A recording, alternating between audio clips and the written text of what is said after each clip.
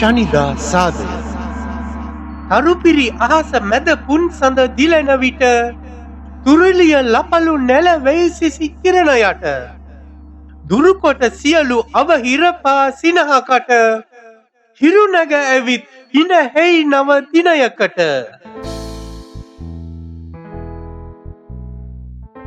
ශනිදා සාදය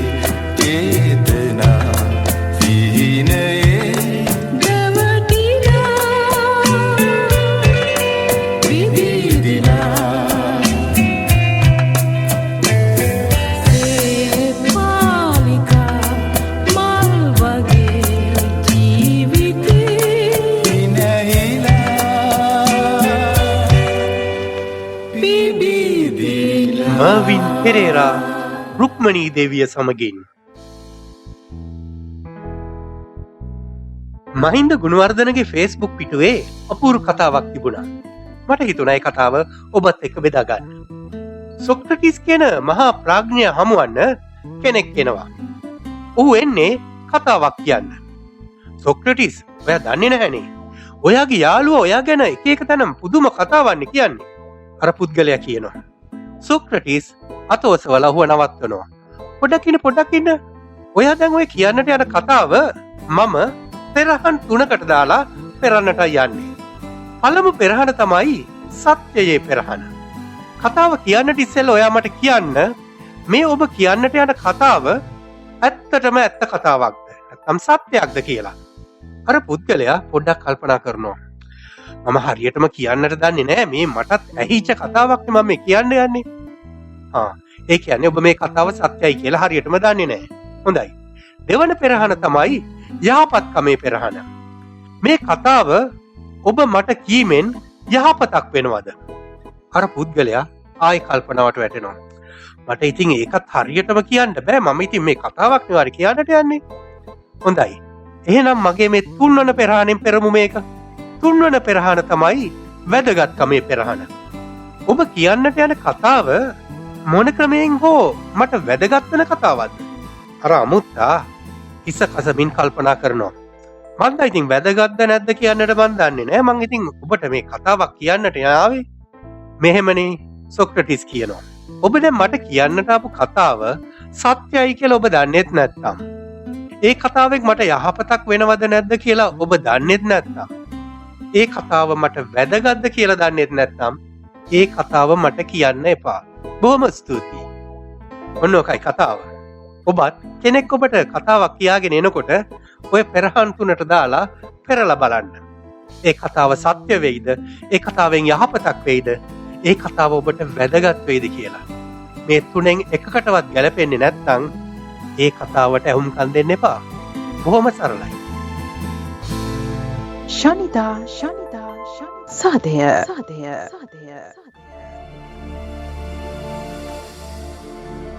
හද බැඳි ගීතය හදවතේ ගැඹුරුම තැනක සිට ඔබට මහින්ද දිසානායක දියුල්ගනේ ඉදිරිපත් කරයි. බුදු හිමියනි, ඔබ වහන්සේගේ නෛර්යානික වූ බුදුවදන් ජීවිතේ කොතරම් සුවපත් කරන්නේද? ඔබ වහන්සේගේ පිළිරුව දැකීමත් බුදුසිත බුද්ධ ආලම්බනා ප්‍රීතියෙන් පහන් කරන්නේය. එහෙත් මටද අනේ පිඩුසිටුගේ පුතුට මෙන් ඔබ වහන්සේගේ මధుරු හඬින් ධර්මය අසා දැනගන්ට වරම් ලැබී නැත. ඔබ වහන්සේ ඉදිරියේ මලක් වීමත් බුදු පහස ලබන්ට ඇතනම් මා කොතරම් වාසනාවන්තද? හිත් මිත් නැති ගලක් වුණා නම් ඔබ වහන්සේගේ රූපේ නෙළනතුරු ඉවසාගෙන ඉන්න තිබුණා.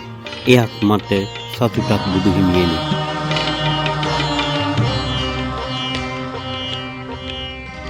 නිවන් දුටු හිමි රුවන් පිළිරුව පමණි මට අද ශේෂ වූයේ.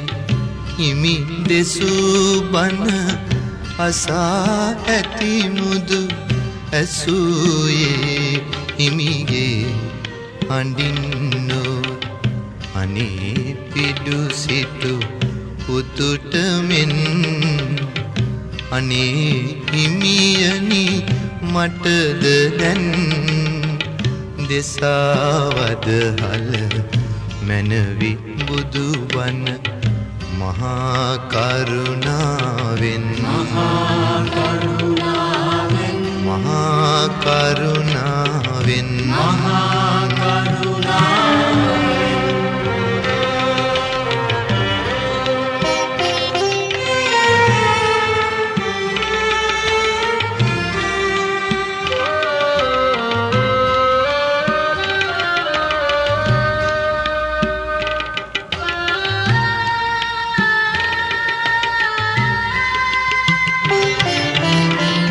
ගලක් වීනම් මමත් ඉවසමි.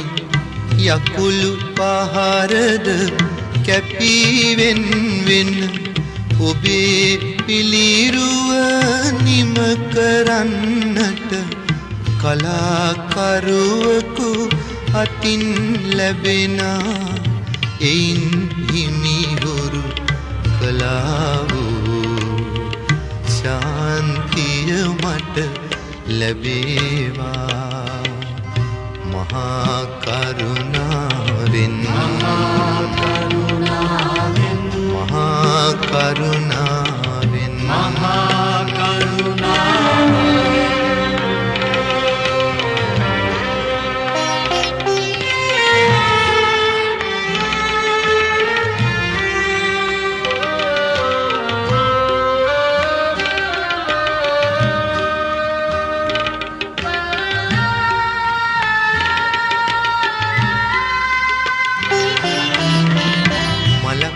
වන්නට නොහැක හිමියනි. මිනිස් බව ලැබ සිටින මාහට මලක් අද ඔබ දෙපා පාමුල විඳින සිහිලස නොමැත මාහට. මලක් බෝදා මගේ ජීවය ඔබේ පාමුල පරවුණාවේ. නිවන් දුටු හිමි රුවන් පිළිරුව පමණි මට අද ශේෂ වූයේ හිමි දෙසූ බණ අසා ඇති මුදු ඇසූයේ හිමිගේ හඬින් නොව අනේ පිඩු සිටු පුතුට මෙන් අනේ හිමියනි මටද දැන් දෙසාවද හල මැනවි බුදු බණ මහා කරුණාවෙන් මහා කරුණාවෙන් මහා කරුණාවෙන් මහා කරුණාවෙන් මහා කරුණාවෙන් මහා කරුණාවෙන් මහා කරුණාවෙන් මහා කරුණාවෙන් මහා කරුණාවෙන් මහා කරුණාවෙන් මහා කරුණාවෙන් ශනිදා සාදය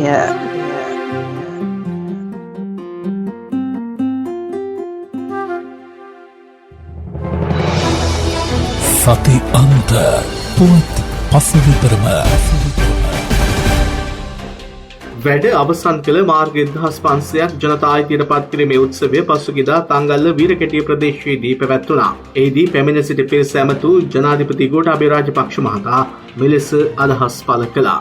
අද මා විවේචනය කරන කොටස් දෙකක් ඉන්නවා ප්‍රධාන වශයෙන්. එකක් මෙන්න මේ පසුගිය වසර දෙක ගැන අවබෝධයක් නැති කොටස. ඔවුන් හිතන්නේ මේ පසුගිය වසර දෙක සාමාන්‍ය තත්වයේ වසර දෙකක් කියලා. අනිත් කොටස තමයි මගෙන් ඉල්ලුවේ විප්ලවීය වෙනසක්. හැබැයි ඉතින් මේ වෙනස කරන්න ගියාම බොහෝ දෙනෙකුට රිදෙනවා. මෙන්න මේ රිදෙන කොටස තමයි මේ විවේචනය කරන්නේ. අද ගොවි මහත්තුරු කියලා මම දන්නේ නැහැ ඇත්තටම ගොවි මහත්තුරුද කියලා උද්ඝෝෂණ කරනවා. 69 ලක්ෂයක් තමුන්නාන්සලා මට ඡන්දේ දුන්නේ මගේ මූණට නෙවෙයි. මම ඉදිරිපත් කරපු ප්‍රතිපත්තිවලට. ඒ ප්‍රතිපත්තිවල පැහැදිලිවම අපි ප්‍රකාශ කරා අපි හරිත කෘෂිකර්මාන්තයකට යනවායි කියන එක. ඒක විශාල අමාරු කාර්යයක්. විප්ලවීය වෙනසක් ඉල්ලුවේ. හැබැයි වෙනස කරනක අමාරුයි. නමුත් මම කරේ හරිතේ පොරොන්දු වෙච්ච දේ. සමහර අය කියනවා අපි බලාපොරොත්තු වෙන්නේ මිලිටරි ගෝඨාභය කෙනෙක් කියලා. මට පුළුවන්. හැබැයි ඒ කියන්නේ ගොවි මහත්තයාට කාබනික පොහොර භාවිතා කරන්න කියලා කිව්වම මට පුළුවන් බෙල්ලෙන් අල්ලලා හමුදාවක කියලා පාවිච්චි කරපන් කියලා කරන්න. මට එහෙම කරන්න අවශ්‍යතාවයක් නැහැ. ඒකද බලාපොරොත්තු වෙන්නේ. අත්‍යවශ්‍ය පාරිභෝගික භාණ්ඩ මිල අධික ලෙස ඉහළ යාම හා ඇතැම් අත්‍යවශ්‍ය භාණ්ඩ වෙළඳපොලේ හිඟවීම නිසා පාරිභෝගික ජනතාව මේ වන විට මහත් අපහසුතාවයකට පත්ව තිබෙනවා. සහල්, එළවලු, කිරිපිටි, කරවල, සීනි වැනි අත්‍යවශ්‍ය පාරිභෝගික භාණ්ඩවල මිල ඉතා ඉහළ මට්ටමක පවතිද්දී ගෑස් හා සීනි වෙළඳපොලේ හිඟයක් පවතිනවා. ගෑස් හිඟවීම හේතුවෙන් කොළඹ සහ තදාසන්ද ප්‍රදේශවල ඇතැම් අවන්හල් වසා දමා ඇති අතර තේ කෝප්පයක මිල රුපියල් 25-30ක් අතර මිලකට ඉහළ නැග තිබෙනවා. මේ අතර අත්‍යවශ්‍ය පාරිභෝගික භාණ්ඩ 17ක උපරිම මිල නියම කරමින් නිකුත් කර තිබූ ගැසට් නිවේදනයේද පසුගියදා රාජ්‍ය විසින් අවලංගු කරමින් නව ගැසට් නිවේදනයක් නිකුත් කළා. වෙළඳපොලේ ගෑස් මිල ඉතා ඉහළ අගයකින් ඉහළ දැමුවද ලාෆ් ගෑස් මේ වන විටත් වෙළඳපොලේ නොමැති අතර ලිත්‍රෝ ගෑස්ද හිඟයක් පවතිනවා. මේ නිසා ගෑස් වෙනුවට භූමි තෙල් ලබා ගැනීම සඳහා ජනතාව ඉන්ධනහල් අසල දිගු පෝලිම්වල දක්නට පුළුවන්. අධික ජීවන වියදම හමුවේ ජනතාව පත්ව ඇති අපහසුතාව පිළිබඳව දේශපාලන වේදිකාවේද අදහස් පළවනවා. මේ ඒ ගැන කරුණු දක්වන පාර්ලිමේන්තු මන්ත්‍රීවරුන් වන වසන්ත යාපා බණ්ඩාර, ඉරාන් වික්‍රමරත්න, ජගත් කුමාර, මනෝ ගණේෂන්, චන්දිම වීරක්කොඩි යන මහත්වරුන් රටේ ස්වෛරීභාවය ආරක්ෂා කරගෙන ඒ වගේම රට තුළ නිෂ්පාදන ආර්ථික ගොඩනැගීම වෙනුවෙන් බටහිර ලනු කන්නේ නැතුව රට තුළ නිෂ්පාදන ආර්ථික ගොඩනැගීමේ ඒ බාහිර කාර්යයටයි අධිකර ජනාධිපතිතුමා අතගසා තිබෙන්නේ. මෙන්න බලන්න right net foreign asset විශාල කඩාවැටීම ඉහළට ගිහිල්ලා ඩොංගාල විශාල කඩාවැටීමක් තුළ තමයි තියෙන්නේ මේක. ලංකාවේ ඒ තියෙන විදේශ විනිමය ඩොලර් බිලියන 2කට බැහැලා තියෙන්නේ. ලංකාවේ ආනයනය මාසයක පමණ තමයි තියෙන්නේ විදේශ ශේෂය ඩොලර් වලින්. ඒ කියන්නේ බොහොම භයානක තැනක. සෑම අතින්ම හාල් සීනි පරිප්පු ඇතුළු අත්‍යවශ්‍ය භාණ්ඩ මිල ඉහළ යනකොට මං හිතන්නේ ජනතාව හරිම විශාල පීඩාවකට පත් වෙලා තියෙනවා. මේ අයවැයෙන් අපි විශ්වාස කරනවා බැසිල් රාජපක්ෂ මුදල් ඇමතුමා මේ අඩු ආදායම් ලබන ඒ වගේම ඊටම අමාරුවෙන් ජීවත් වෙන ජනතාවට මේ වෙලාවේ සහනයක් දෙන්න කටයුතු කරાવી කියලා. ආණ්ඩුව මේට වැඩිය සීරියස් වෙන්න ඕන. ගවේ වචන කියන සිරා වෙන්න ඕන කියලා සිරා වෙන්න ඕන ආණ්ඩුව. ජනතාව එක්ක සෙල්ලම් කරන්න එපා කියලා ආණ්ඩුවට කියන්න කැමතියි. බැරි නම් දීලා යන්න. ඉතින් අගමැතිතුමා කියපු දේ තමයි ඉතින් අපි හැමදේනම කියන්නේ. අගමැතිතුමා කියපු දේ අහනවා නම් අගමැතිතුමා කියපු දේ කරනවා නම් ඒ විදිහට ක්‍රියාත්මක වෙනවා නම් මේ ආණ්ඩුවට අනාගතයක් ඇති වෙයි. එහෙම නැත්නම් ඒකත් මේ අපි කතා කරන දේවල් වගේ වායතයට එකතු වෙන වචන හැටියට පමණක් රජය කරන උදවිය සලකනවා නම් තත්ත්වය රජයට භයානක වෙයි කියන එක භයානකයි දැන් කොහොමත්. තවදුරටත් භයානක වෙයි කියන එක කියන්නේ. ආණ්ඩුවේ ඇතැම් තීරණ පිළිබඳව ආණ්ඩුවේ මැති ඇමතිවරුන් මෙන්ම පෞද්ගලික පක්ෂවල නියෝජිතයන්ද විවේචනාත්මකව අදහස් පළ කරනවා. ජ්‍යෙෂ්ඨ දේශපාලඥයෙකු මෙන්ම කොමියුනිස්ට් පක්ෂයේ හිටපු ලේකම්වරයෙකු වූ ඩියු ගුණසේකර මහතා පසුගියදා ආණ්ඩුව සම්බන්ධයෙන් කළ විවේචනයට මාධ්‍ය හමුවකදී ශ්‍රී ලංකා පොත්ජන පෙරමුණේ නවක මන්ත්‍රීවරයෙක් වන මధుර විතානගේ මහතා මෙලෙස ප්‍රතිචාර දැක්වුවා. මා ඔලෝමට්ටල නිදහස පස්සේ කැබිනට් එකක් තමයි මේක තියෙන්නේ. හරක් රලක් ඉන්නේ. මොකද මේ අර්බුදයේ සැබෑ අර්බුදය තිබෙන්නේ අපේ ආර්ථිකයේ අර්බුදය. දැන් ආණ්ඩුව දැන් මුදල් නෝට්ටු වච්චු ගහලා. බිලියන් 2000ක් විතර ගහලා තියෙනවා දැන්. දෙක උඩරෙමට ඇවිල්ලා. ඩොලරුත් නැහැ රුපියලුත් නැහැ. අපේ වාරික මුදල් අවුරුද්දකට අරක් ගත්තු ණය ගන්න ඕන බිලියන් 2ක්. ඒ ප්‍රමාණය තමයි සංචිතේ තියෙන්නේ. 14 වතාවක් බදු සමාදියලා තියෙනවා. ඇම්නෙස්ටි ටැක්ස් ඇම්නෙස්ටි. මේ අර්බුදයේ සල්ලි ඩොලරුත් නැහැ රුපියලුත් නැහැ. මේ බැසිල් රාජපක්ෂ ගෙනාව එකක් 14 වෙනි බදු සමාව දුන්නා. ඒ කියන්නේ එතකොට මිනිස්සුන්ට උවමනාවක් නැහැ. ඇකවුන්ට්ස් පෙන්නන්න අර වැඩක් නැහැ. බදු සමාව කම් වෙනවනේ. බදු සමාව ගන්න මේගොල්ලෝ ඔක්කොම බජට් එක හදාන්න ඉස්සරලා ගිහින් කියනවා. හම්බෙලා කියනවා ඉලෙක්ෂන් ෆන්ඩ් එකට සල්ලි දුන්නා. අන්න ඒකට තමයි ගතම නාගප්පේ බෙදන්නේ. මේක වෙන්නේ. මොන ආණ්ඩුව බලයට ආවා. වක්‍ර බදු ඒ කියන්නේ පාරිභෝගික බද්ද 90% නැත්නම් 85%. අර අඩු වෙච්ච කොහොම අල්ලගන්නේ දැන් පාරිභෝගික තමුන්නාසලගේ බාණ්ඩ මිලදී ගන්න මාකට් එකේදී. මේ බලන්න පහුගිය දවස්වල ගත්ත තීරණ මෝඩ තකතිරු තීරණ සීනි වංචාව වීහාල් පොහොර ඥානදාරාමතුරුගේ ප්‍රශ්න එක පිට එක මම කියන්නේ සදාචාරද පේන්නේ නැද්ද මේක නරකයි කියලා තේරෙන්නේ නැද්ද කියලා මට හද හොඳ වචන මාලාවක් එක්කම මේ ආණ්ඩුවට විරුද්ධව දැඩි ප්‍රහාරයක් එල්ල කරනවා. ඇත්තට එතුමා හිටියා කෝප් කමිටුව මහිත සභාපතිතුමා වෙලත් හිටියා. එතුමා පාර්ලිමේන්තුවේ හිටියා. එතුමාට පින් සිද්ධ වෙන කොමියුනිස්ට් පක්ෂයේ විනාශ වුණා. අසාර්ථක විදිහට දේශපාලනය කරපු කෙනෙක්. මොකද කෝප් කමිටුවේ ඉඳලා කිසිම ප්‍රතිඵලයක් අත් කරගත්තේ නැහැ. එතුමත් යහපාලනට මුක්කු ගහපු දේශපාලනඥයෙක් විදිහට වග කියන්න ඕනේ. කලක් අමාත්‍යවරු රැසක කටයුතු කළ පාර්ලිමේන්තු මන්ත්‍රී අනුර ප්‍රදර්ශනයාපා මහතාද ආණ්ඩුව එක්රා කලාපයේ පිළිබඳව පළ කරන්නේ මෙවන් අදහසක්. මේ ආර්ථික වශයෙන් කඩා වැටුණු රටක රාජ්‍යයක පැවැත්ම හරිම අවිනිශ්චිතයි. මට හිතෙනවා තනතුරක් නැතුව ඉන්නේ වඩා හොඳයි කියලා. තනතුරක් තියාගෙන ඉන්නවට වඩා මගේ කිසිම බලාපොරොත්තුවක් නැහැ තනතුරක් ගන්නවත් මට. එහෙම ඉල්ලීමක් කළත් මගේ නොගන්න තමයි තීන්දුව කළා. කෙසේ වෙතත් අපි අවදියෙන් ඉන්නවා දේශපාලකයෝ හැටියට මේ රට ගමන් කරන්නේ කොයි පැත්තටද කියලා. මොකද අපිට බෑ සෑමදාම නිහඬව ඉන්නත් බෑ සෑමදාම එකඟ වෙන්න. මේ රටේ ව්‍යවස්ථාවක් අලුතෙන් ගේනවා කියලා කතාවක් තියෙනවානේ. ඒ ව්‍යවස්ථාව හදන්නේ කොහෙද කියලාත් අපි දන්නේ නැහැ. ඒක හදනවලු කොහෙද හදන්නේ කියලා අපිට තේරෙන්නේ නැහැ. කවුද හදන්නේ කියලා අපි දන්නේ නැහැ. නිශ්ශබ්දභාවයක්වත් කොන්ද පිළිබඳ ප්‍රශ්නයක්වත් නෙවෙයි. හරිතන හරි විදියට හිට ගන්න අපිට අපේ වමේ තිබුණු දේශපාලන අතීතයේ පුහුණුව අපිට ඕනතරම් ඉඩ හදලා දෙයි ඒ අවස්ථාව කරගන්න. ඔබ හිතනවාද ප්‍රජාතන්ත්‍රවාදී රටක් පාලනය කරන්න පුළුවන් හමුදාවකට නැත්නම් පොලිසියකට? කීප දෙනෙකුට විතරක් දේශපාලනේ හසුරවන්න බෑ. පවුලක් පාලනය කළත් කමක් නැහැ. ඒ දේශපාලනේ අනික් අයට තියෙන අයිතියත් ආරක්ෂා වෙන්න ඕනම තැනකට අත්දැකීමක් අවශ්‍යයි. මම ප්‍රජාතන්ත්‍රවාදයේ විශ්වාස කරනවා. මම හිතන්නේ කී දෙතුන් දෙනෙකුට රටක් පාලනය කරන්න පුළුවන් කියලා. මම විශ්වාස කරන්නේ මානව හිමිකම් නැති රටකට අනාගතයක් තියෙනවා කියලා. මම අද නිශ්ශබ්ද වෙලා ඉන්නේ. මට තාම තේරුම් ගන්න බෑ මොකද්ද වෙන්නේ. මේ අතර කොළඹ විශ්වවිද්‍යාලයේ කුලපති ධූරය සඳහා පූජ්‍ය මෘත්‍යක්වේ ආනන්ද හිමියන් හා කැලණිය විශ්වවිද්‍යාලයේ කුලපති ලෙස කැලණිය රජමහා විහාරාධිපති මහාචාර්ය පූජ්‍ය කොල්ලුපිටිය මහින්ද සංඝරක්කිත හිමියන් පත් කිරීමට ජනාධිපතිවරයා පියවරගෙන තිබෙනවා. පූජ්‍ය ගලගොඩත්තේ ඥානසාර හිමියන්ගේ සභාපතිත්වයෙන් යුත් එක රටක් එක නීතියක් සඳහා වූ ජනාධිපති කාර්යසාධක බලකායේ සමාජිකයන් නම් කෙරෙමින් නිකුත් කළ ගැසට් නිවේදනය අහෝසි කරන ලෙස කතෝලික රදගුරු සමළුව රජයෙන් ඉල්ලීමක් කරනවා. ඉතින් මේ කරුණු තමයි ගෙවුණු සතියේ අදාළව ඔබට වාර්තා කරන්නට තිබෙන්නේ. යලිත් ලබන සතියේ හමුවන බලාපොරොත්තුෙන් අදට සමුගන්නවා. මම නිරෝධකාරීව සම් කොළඹ සිට. සති අන්ත පුවත් පසුවිතරම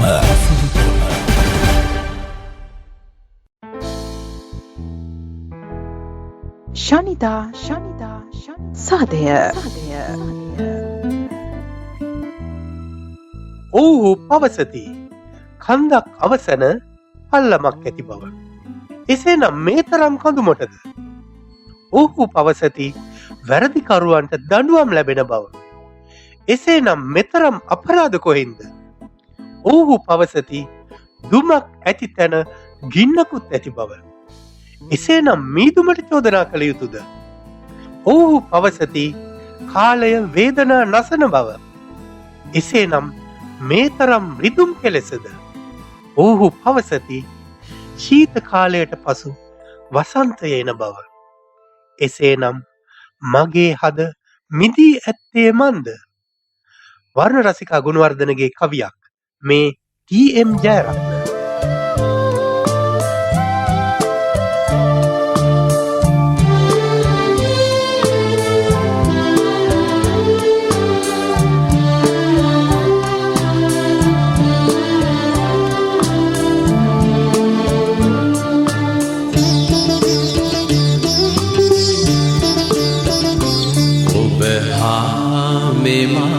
අතිනත් නරන් අපගේ ලොවේ තනි වූ එදා ඔබ මා දෙපා දෑතින් බදා සිපගත් එදා සිහිවෙනවා සිපගත් එදා සිහිවෙනවා.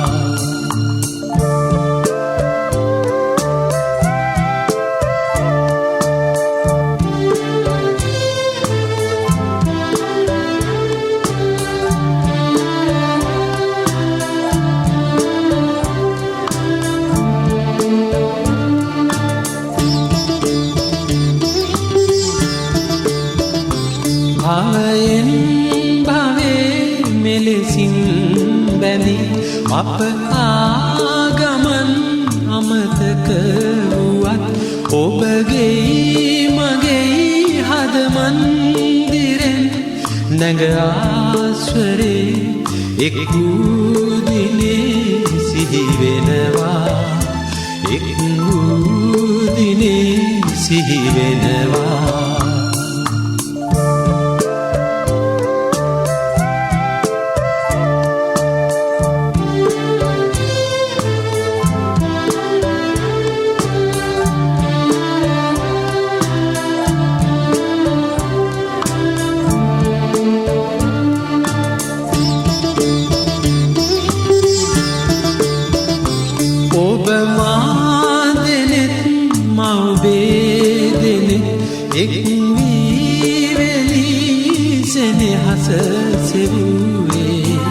සුඳුරුදා සිහිවෙනවා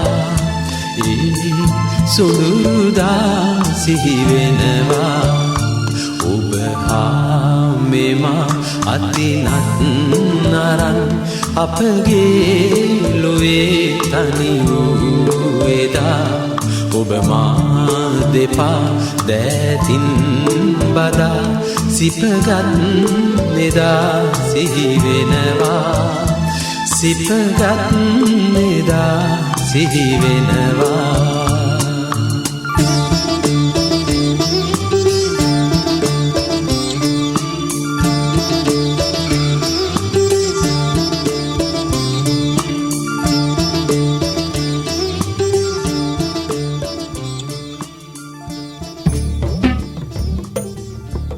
ජනප්‍රවාද සොයා සැරිසරන ගැමියා බෝගලගේ කතන්දර.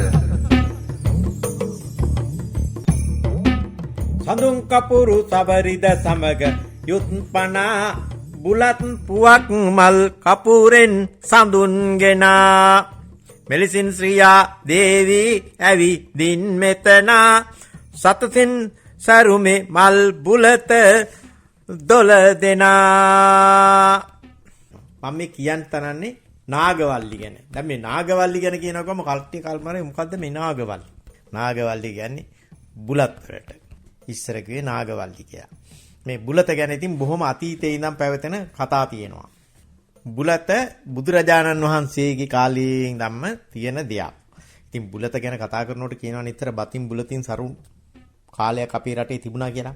ඒ තරමට බුලතට තැනක් තියෙනවා. මොකද හැම දෙයකින්ම මේ බුලත් මුල් තැන ගන්නවා. මේ බුලතට තියෙන තැන කවදාවත් නැති කරන්නත් බෑ. බුලතට නාගවල්ලි කියනවා. එතකොට පුවක් එහෙම නැත්නම් පුන්න පූග. බුලත් පිට තාම්බූල ඔය විදිහට හඳුන්වනවා. දැන් නාගවල්ලි දලූපේතන් කියලා ඔය පැවතෙන බුදුහාමරන් කාලේ නම් මොකද දහත් වට්ටිය බුදුරජාණන් වහන්සේට පූජා කරන්නේ. ඉතින් ඒ කාලෙත් මේ බුලත් පාවිච්චි කරලා තිනවා. අතීතයේ ඉඳන් ලංකාවේ අපේ ඇත්තන්ට නැතුවම බැරි දෙයක්. ආගන්තුක සත්කාරයේදී ප්‍රධාන තැනක් ගත්තා. බුලත් තෙප්පුවක් නැත්නම් ඉලත් තට්ටුවක් හැම ගෙදරකම තිබුණා. ගිලිමලෙත් ඇත දත සුද්දෝ ගැන කියනකොට ඔය රත්නපුරේ ගිලිමලේ වැඩිපුර විට කනවා කියලා අපට කට්ටිය කියනෝනේ. එහෙම නෙවෙයි ගිලිමලේ පැත්තේ බොහොම යසට බුලත් තැනෙනවා. ඒක හින්දා තමයි කියන්නේ මේ ගිලිමලෙත් ඇත දත සුද්දෝ කියලා. බුලතුත් තිබිලා ඒ තින්න දත් සුදු පාට ගන්න. මොකද බුලත් යපුවම දත් පොඩක් කහට බැඳෙනවනේ. බුලත් පුවක් හුණු දුම්කල මේවා පස්සේ එකතු වෙච්ච දේවල් මේ බුලත් පිටට. අතීතයේ ඇත්තෝ කවදාවත් මේවා කෑවේ නැහැ. මෙවුවා මේ දැන් ඉතින් ඔය ඒක හැමදේම වෙනස් වෙලා නෝ. ඉතින් කොහොමටත් අතීතයේ හුණු කෑවෙම නැහැ. දුම්කල කෑවේ නැහැ.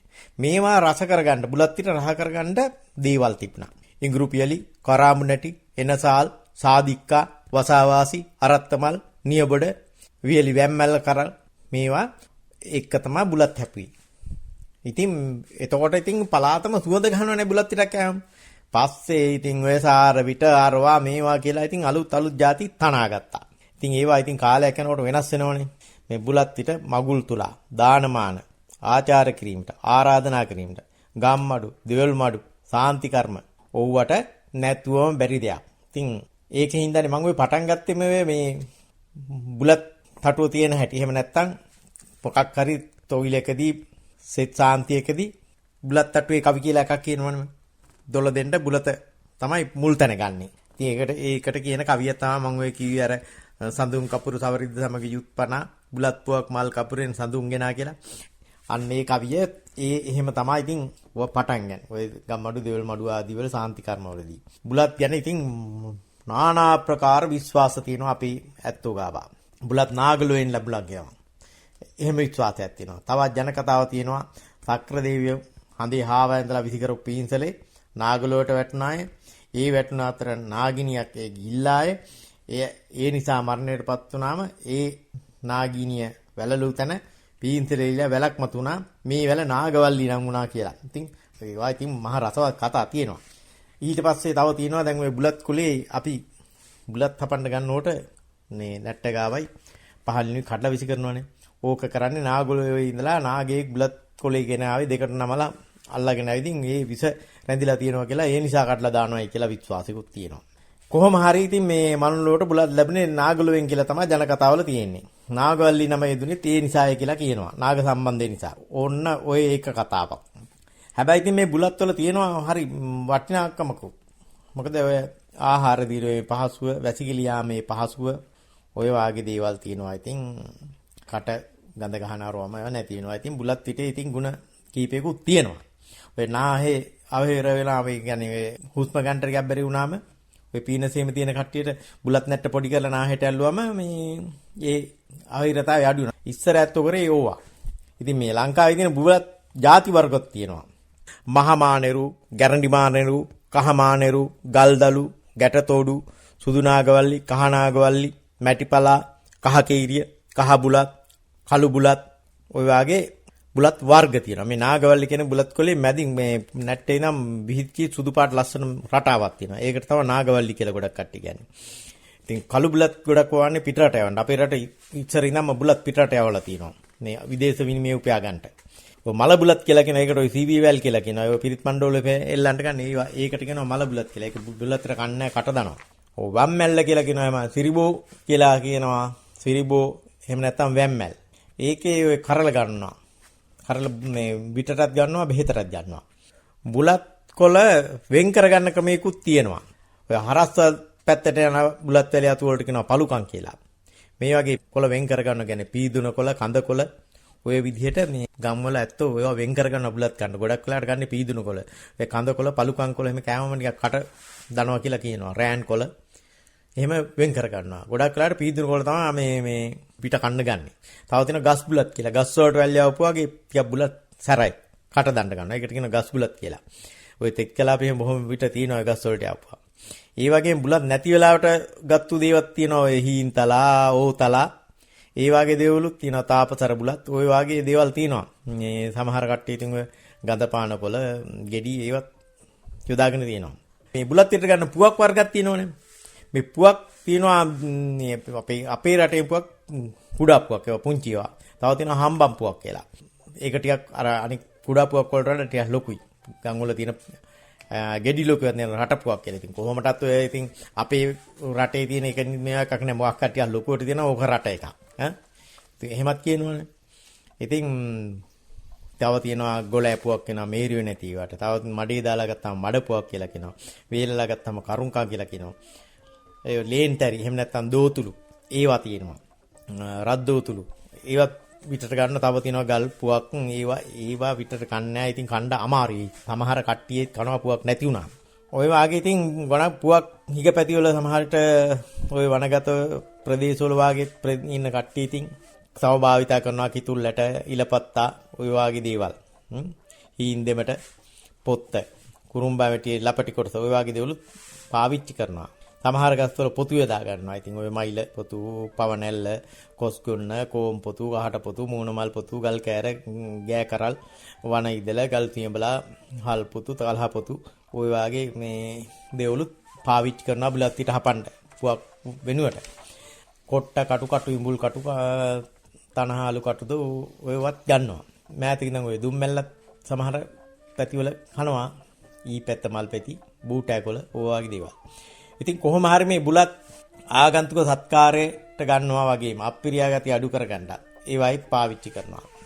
ඉතින් බුලත ගැන කියනකොට ඔය ආත්මෝපදේශය එහෙම නැත්නම් ප්‍රත්තාපිත ඌවටත් කියනවනේ මං උඹට බුලත් දුන්නේ නැහැ. කවුද උඹට බුලත් දුන්නේ? ඒ වගේ කතාත් කියනවනේ. ඕකට දෙනවද බුලත් මම?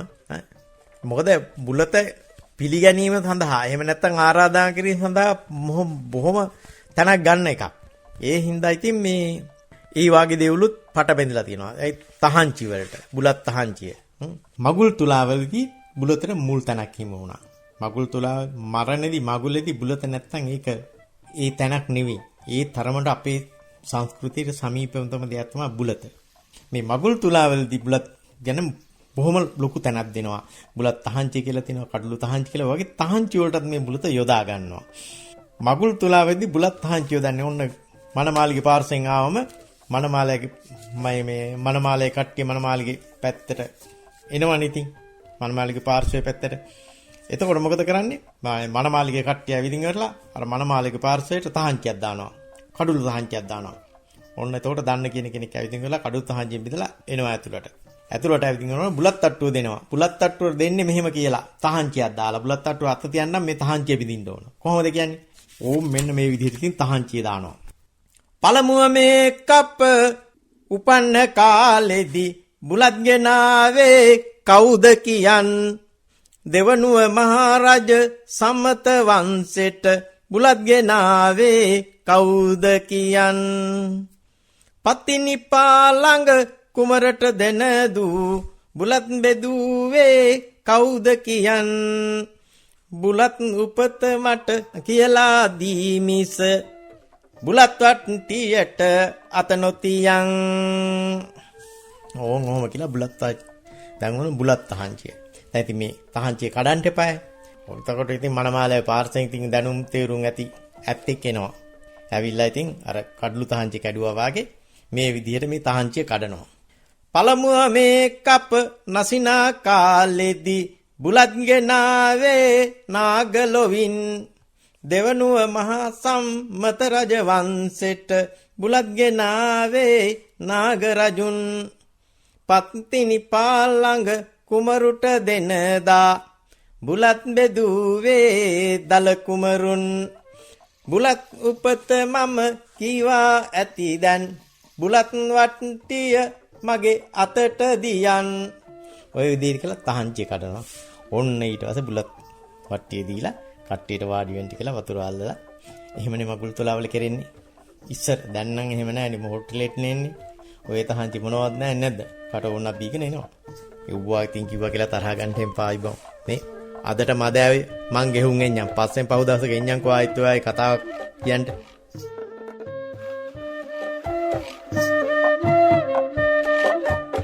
ඕගලගේ කතන්දර ඉදිරිපත් කළේ දයන් රණසිංහ.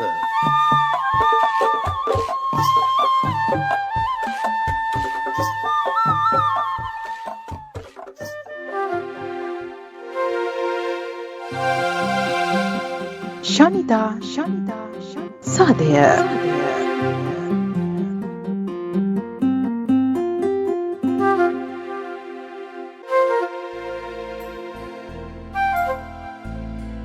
නොමියන චරිතයක වතකුත ස්වර්ණ පද්ම රෝහණ කන්නරත්න ඉදිරිපත් කරයි.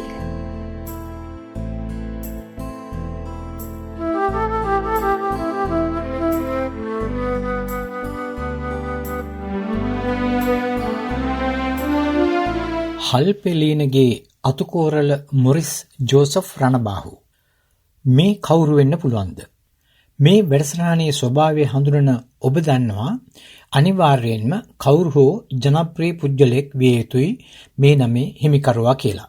ජර්මන් ජාතික බෝමන් මහත්මිය මොහුව මුණගැසුණු දිනේ මොහුගේ දක්ෂතාවය දැකලා කියනවා ඔබට මේ නමට වඩා ගැළපෙන නම් තමයි ෆ්‍රෙඩි සිල්වා කියලා. එදා ඉඳලා ඔහු ෆ්‍රෙඩි සිල්වා වුණා.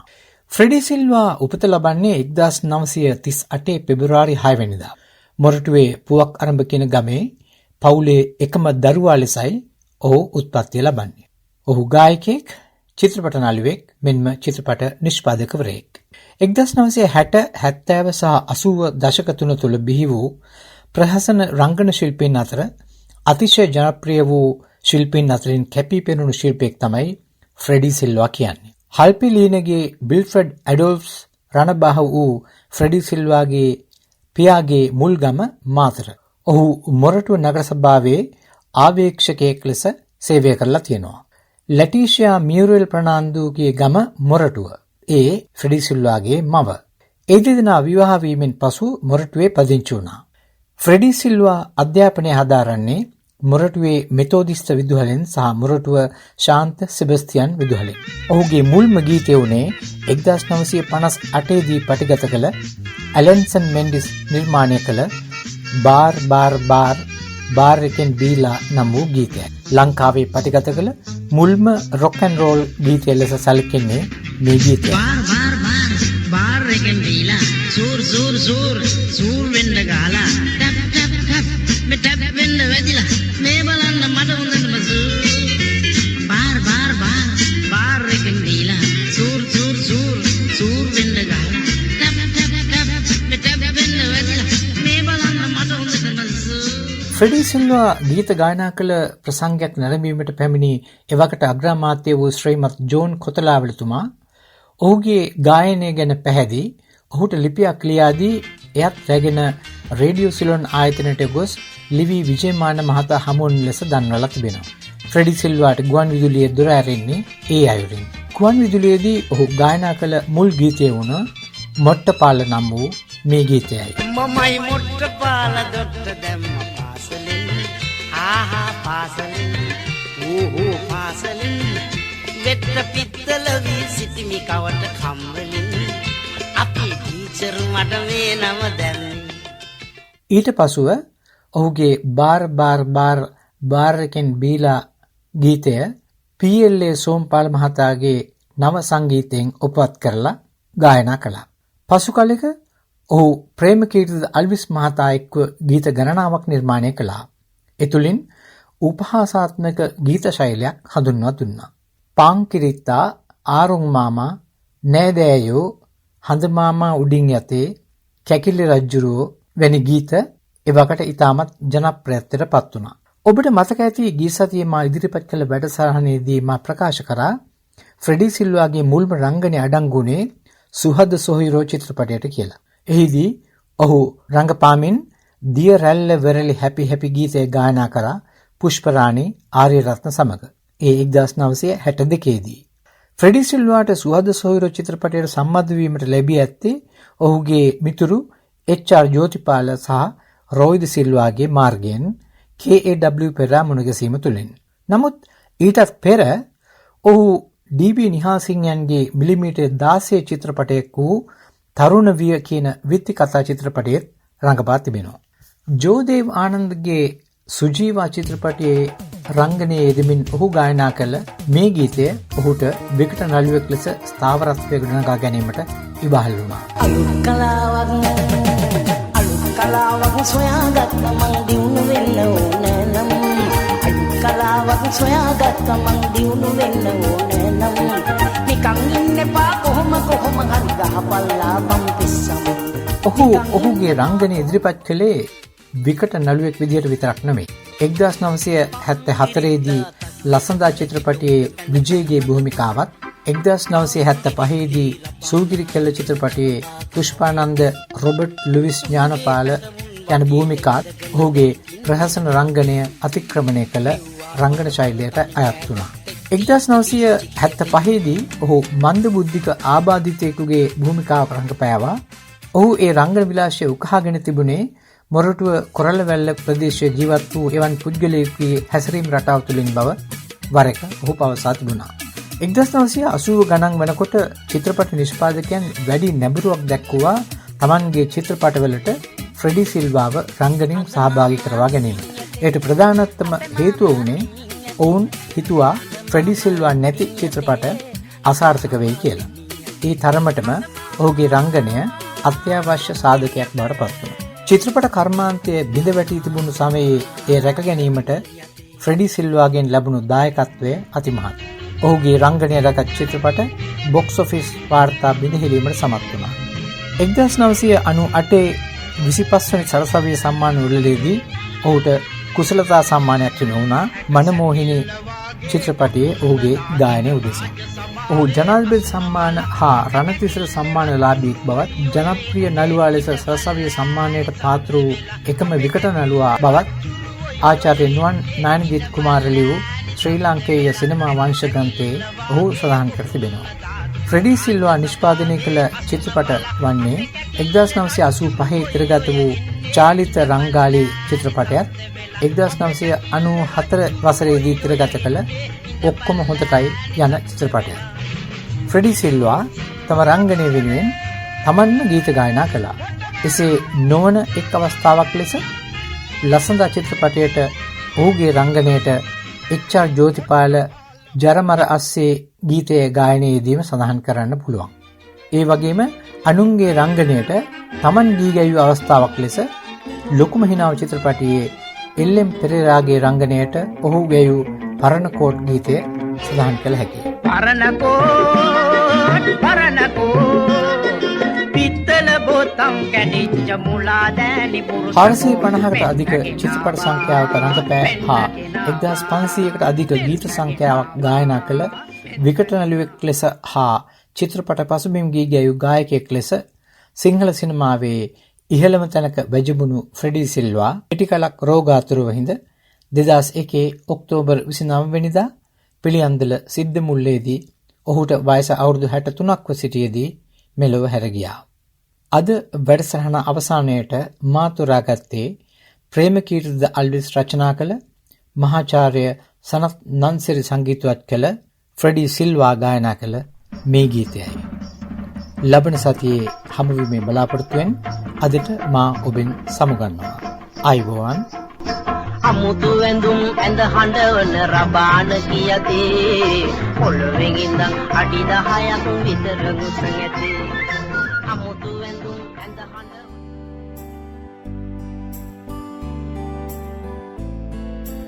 පිල් කණ්ඩිය කාන්සිය නිවන පිළිසඳර සමන් කුලරත්න සමගින්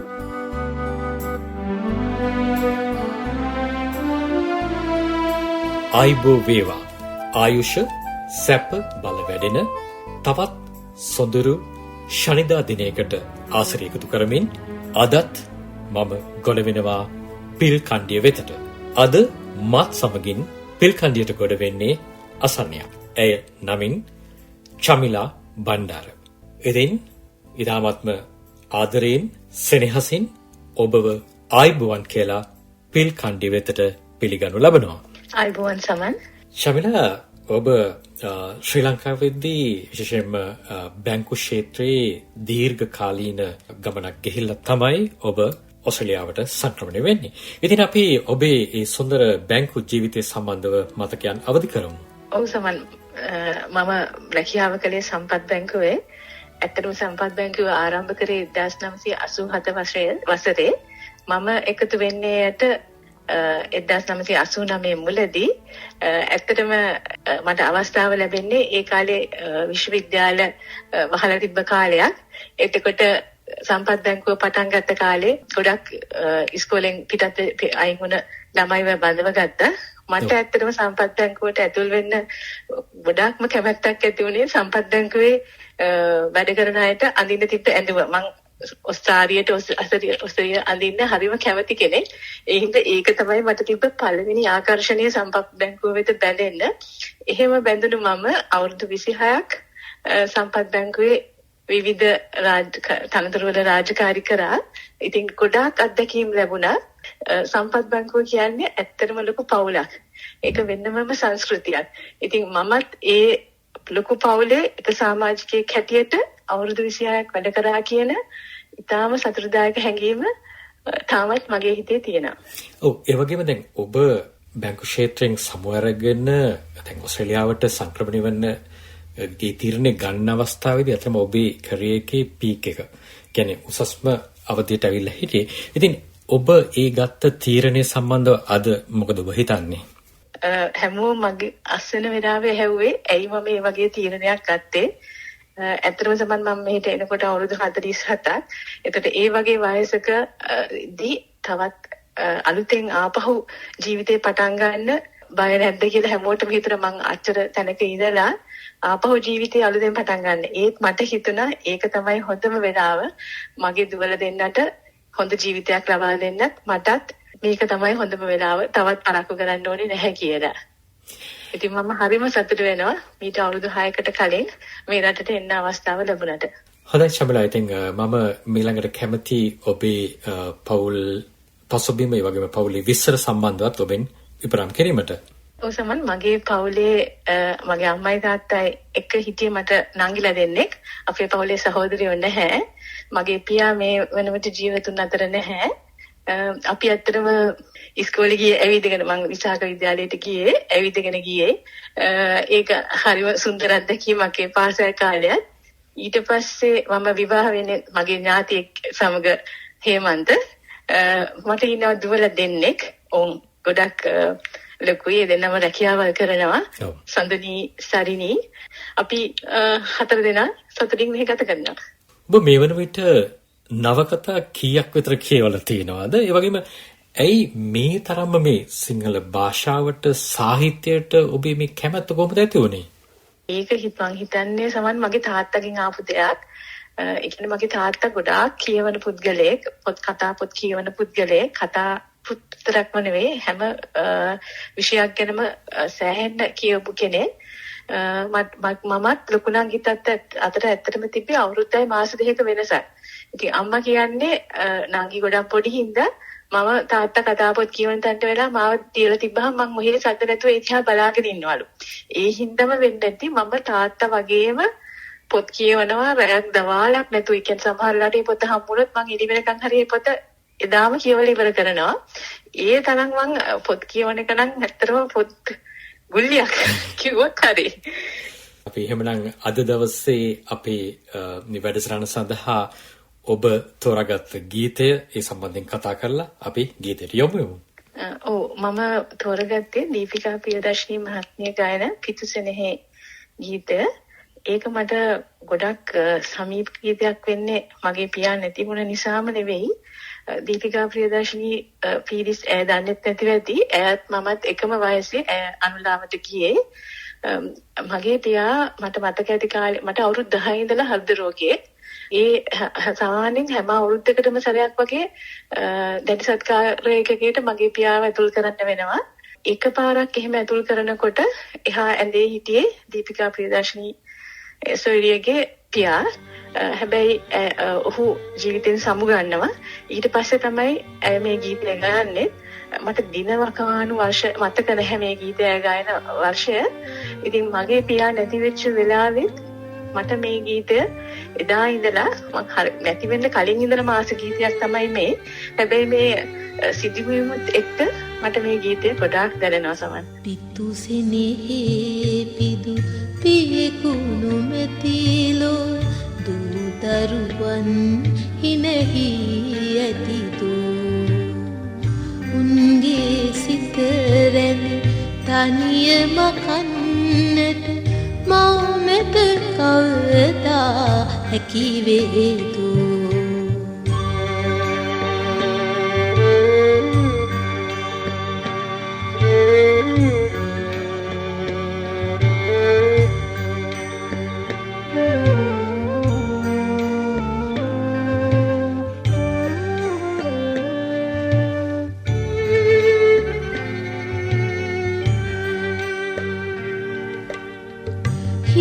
මඩලක් සේ කිරණ පිතාදී නුගසෙවනක් සේ සිසිල සදාදී ජීවිතයේ පර උරින්දාරා පියවරුමයිලෝ මහසයුරක් වී පොළොව නිවාලන්නේ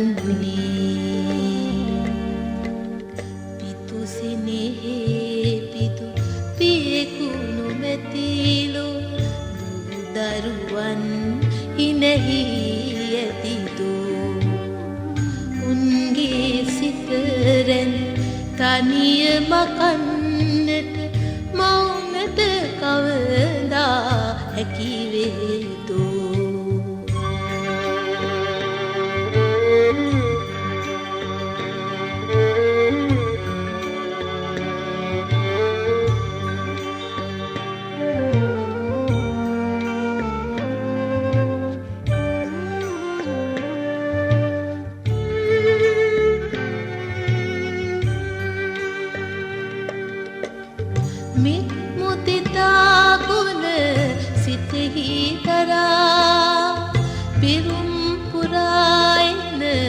සසර පුරා අම්මාවරු මතු බුදු වන්නේ පියවරු මයිලෝ පුතුවන මൗනට ඒ විවරණ දෙන්නේ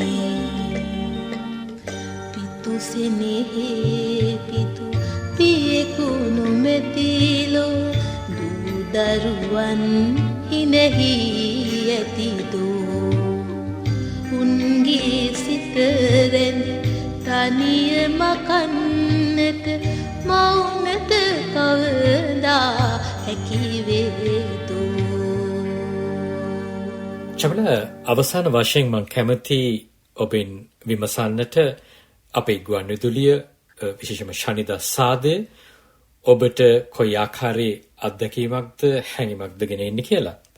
ඔව් මම මේ ලංකාවේදී ඇත්තටම එහෙම රේඩියෝ අසන්නයක් බාටපත් වෙලා හිටියේ නැහැ.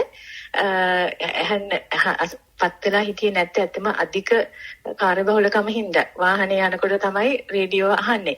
ඒත් දැන් මට මේ රටට ආවහම මගේ කියලා වෙලාවක් සෑහෙන්න තියෙනවා. හැම දෙයකදීම මගේ මං වෙනුවෙන් කියලා වෙලාවක් තියෙනවා. ඉතින් මේ රේඩියෝ මට අහන්න ලැබුණාට පස්සේ මම නිකන් ඒකට ඇබ්බැහි වෙලා වගේ. ඒ කියන්නේ මම හැම සෙන්සුරාදා උදේම කොහොම හරි මේක අහන්න බලාගෙන ඉන්නවා. ඒ අහන්නේ මේකේ එක එක කොටස් තියෙනවා. එක එක විශේෂාංග පොඩි කොටස් තියෙනවා. මම හැම කොටසකටම වගේ කැමැත්තෙන් මේ පැය පුරාම අහගෙන ඉන්නේ කැමැත්තෙන්. මොකද මට මේ සතියමටම පිරෙන්න මට ඒවල් හම්බෙන්නේ ඒ පැය තුලින්. ඉතින් මම ඒක ගොඩාක් රස විඳිනවා. විශේෂයෙන් මේ විවිධ විශේෂාංග තියෙන හින්දා. නැත්නම් එක දිගට එක් සින්දු විතරක්ම තිබ්බ ප්‍රෝග්‍රෑම් එකක් වුණාට වඩා එක එක විශේෂාංගات එක්ක මේක තියෙන එකයි අන්තික අපිට වෙන මේ රටේ අහන්න ලැබෙන්නේ මේ channel එක. ඉතින් ඒක ඒ විවිධාකාරයේ විවිධ අංගات එක්ක පවත්වන එක ගැන මම ඉතාමත් සතුටු වෙනවා. අනිත් එක මට මේ වෙලාවේ මම බොහොමත්ම ස්තුති වෙනවා මාව මේ වැඩසටහනට ආරාධනා කරාටත් මේ වැඩසටහන මෙහෙවන ඔබටත් ජගත් ජයසිංහ මහතාටත් ඇතුළු කණ්ඩායමට මම සුබපතනවා මෙය දිගින් දිගටම සාර්ථකව ඉදිරියට කරගෙන යන්න කියලා. බොහොමත්ම ස්තුතියි ඔබට අද අපත් සමගින් පිල් කණ්ඩියට ගොඩ වුණාට. අද පිල් කණ්ඩියට ගොඩ වෙලා මාත් සමග කතා බහේ නියලුනේ චමිලා බණ්ඩාර. ඉතින් මෙවන් සොඳුරු වැඩසටහනක් සමගින් නැවත හමු වෙනතුරු ඔබෙන් සමගන්නා මා සමන් කුලරත්න. පිල් කණ්ඩිය කාන්සිය නිවන පිළිසඳර.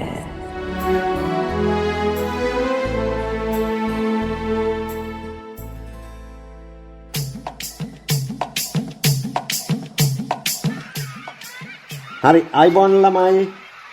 හරි අපි ගිය සතියේ ඉතිහාස පාඩමට කළේ ලංකාවේ වැව් ගැන. දැන් ඔයගොල්ලෝ මේ පාඩම හොඳට මතක් කරගන්න. දැන් චාමර කියන්න බලන්න කලාව හැදුවේ කවුද කියලා. හරි පුතා නැගිටින්න. කියන්න කවුද හැදුවේ කියලා. අනේ සර් මම නම් නෙමෙයි කලාව හැදුවේ. බලන්නකො ළමයිනේ මං කොච්චර මහන්සි වෙලාද මේ පාඩම් කරන්නේ. නිකමටවත් ඕගොල්ලන්ට ඒවා මතක හිටින්නේ නැහනේ. මේක හරියන්නේ. එනවා යන්න චාමර. තමසේ අරගෙන යනවා මම ප්‍රින්සිපල් ගාවට. අනේ සර් මට ප්‍රින්සිපල් ගාවට යන්න බෑ. මොකද මේ දෙන්න? සර් බලන්නකෝ මම මේ චාමරට හැමදාම කියනවා පොත් ටික පාඩම් කරන්න කියනවා. පාඩම් බලා ගන්න කියනවා. කිසිම දෙයක් මේ මිනිහයට මතක නැහැ. මම ඇහුවා ඊයේ කරපු පාඩම කලාවව හැදුවේ කවුද කියලා. ඒකත් මතක නැහැ. කොළුවෝ. ඒක හැදුවේ උඹ නම් ඒ ගැන කියපන්. ඒක අපේ ඉස්කෝලේටත් ආඩම්බරයක් නේ.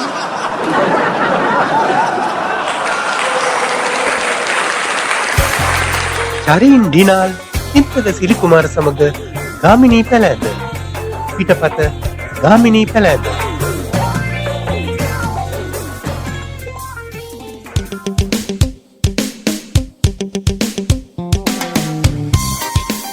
ඔබ සිහින දැකීම නැවැත් වූ තැන ජීවිතය අවසන් වෙනවා. බලාපොරොත්තුව නැති වූ තැන විශ්වාසය නැති වෙනවා. සැලකිලිමත් බව නැති වුණ තැන ආදරය නැති වෙනවා. ඒ නිසා සිහින දකින්න, ආදරය කරන්න, ජීවිතයේ සුන්දරත්වය විඳගන්න.